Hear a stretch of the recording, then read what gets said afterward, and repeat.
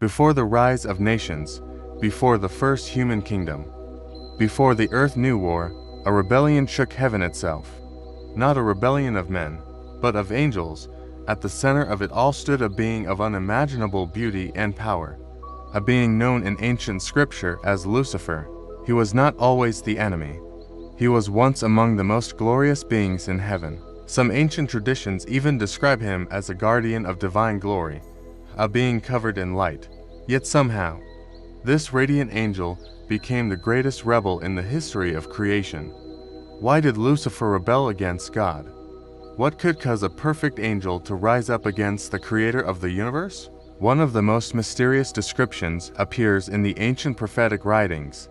The book of Isaiah refers to a fallen figure called the morning star, Lucifer, meaning bearer of light, but he was more than just an angel. He once walked among the stones of fire in God's presence.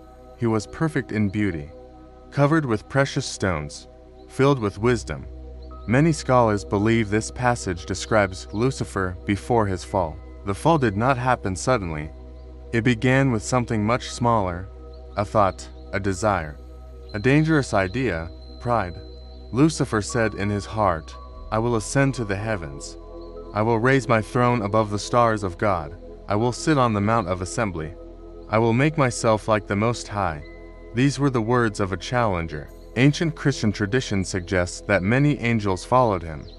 A third of the stars were swept from the sky. Lucifer convinced thousands, perhaps millions of angels.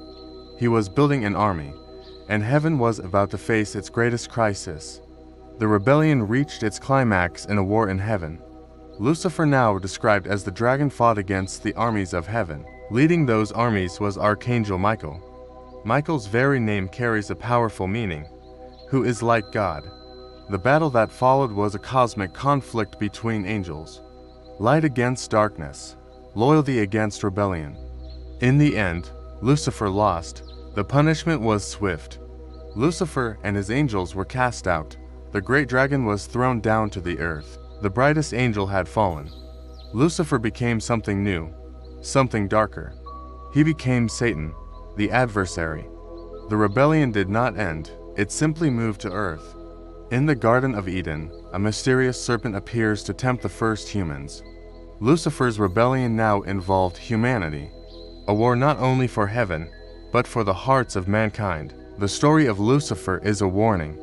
The greatest fall in history began with a single thought, a desire to rise above. Even heaven could not protect him from his own ambition. The most dangerous rebellion is the one that begins in the heart. And according to ancient prophecy, the battle that Lucifer began long ago is not yet over.